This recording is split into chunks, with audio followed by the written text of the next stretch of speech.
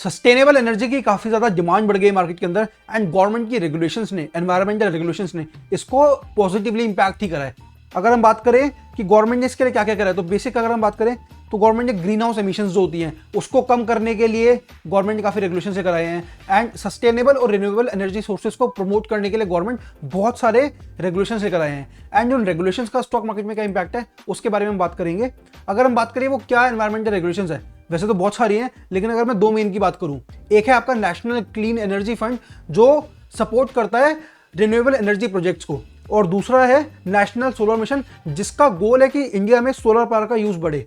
अब इन रेगुलेशंस का ऑब्वियसली काफी अच्छा इंपैक्ट है रिन्यूएबल एनर्जी सोर्सेज की कंपनीज पे एंड जो कंपनीज इन चेंजेस को अडेप्ट कर पा रही हैं वो अपने प्रोडक्ट्स और सर्विसेज की डिमांड में भी बढ़ोतरी देख रही हैं। अब ऑब्वियसली डिमांड बढ़ेगी तो कंपनी का शेयर प्राइस भी बढ़ेगा और स्टॉक मार्केट में अगर डायरेक्टली देखिए कि क्या इंपैक्ट है, सिंपल है ना कि अगर जो कंपनीज सस्टेनेबल और रिन्यूएबल एनर्जी सोर्सेज में अपने आप को इन्वॉल्व कर रही हैं तो उनका ग्रोथ पोटेंशियल काफी ज्यादा है कंपेयर टू वो कंपनीज जो अभी भी ट्रेडिशनल फॉसिल फ्यूल्स पे काफी ज्यादा रिलाय करती हैं, जैसे पेट्रोल, डीजल। जो कंपनीज इन पे रिलाय कर रही है उनका फ्यूचर इतना ज्यादा वी कैन नॉट प्रेडिक्ट कि वो ग्रो करेगा ही करेगा। तो आपको एज एन इन्वेस्टर ये देखना पड़ेगा कि फ्यूचर किसका है। आज में भी पेट्रोल ज्यादा हो ईवी के मुकाबले, लेकिन फ्यूचर आपके सामने ही है। नाउ अगर हम बात करें क्या क्या चैलेंजेस हैं इन सेक्टर्स को, तो सिंपल है, सबसे बड़ा चैलेंज है इन सारी टेक्नोलॉजी को, इस सारे इंफ्रास्ट्रक्चर को इंप्लीमेंट करने की कॉस्ट, क्योंकि इनिशियली बहुत ज़्यादा कॉस्ट है। आप समझो अगर क्योंकि रिटर्न्स अभी कम है क्योंकि इसके यूजर्स कम है। सिंपल, अगर आज हमें पेट्रोल पंप खोलना हो, भले ही उसकी इन्वेस्टमेंट बहुत ज़्यादा है लेकिन उस पर रिटर्न्स एकदम है क्योंकि उसकी डिमांड बहुत ज़्यादा है, लेकिन इसमें रिटर्न्स एकदम से नहीं आएंगे, लेकिन अभी इन्वेस्टमेंट बहुत ज़्यादा है। दूसरा चैलेंज है कि वही प्रॉपर इंफ्रास्ट्रक्चर ना होना।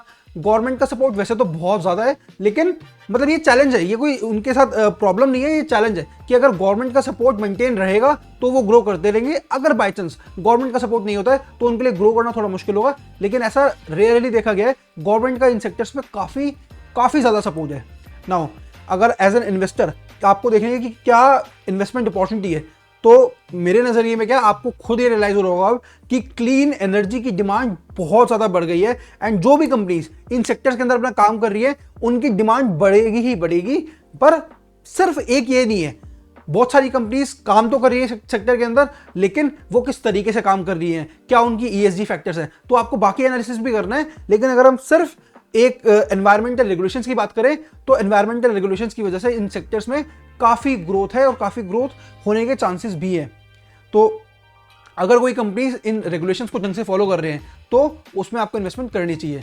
ना ओवरऑल यही है कि चैलेंजेस हैं माना, लेकिन जो अपॉर्चुनिटी का स्कोप है, जो ग्रोथ का स्कोप है वो बहुत ज़्यादा है। तो आपको इस तरीके से मतलब इसमें पेसिमिस्टिक नहीं होना कि ये चैलेंजेस है, चैलेंजेस हर बिजनेस में है, लेकिन आपको ये देखना है गवर्नमेंट कितना सपोर्ट कर रही है। अगर गवर्नमेंट सपोर्ट कर रही है, कंपनीज अच्छे से इन्वेस्टमेंट कर रही है, तो इस सेक्टर में इन्वेस्ट करने में कोई आपको इशू नहीं है। This can be a good investment.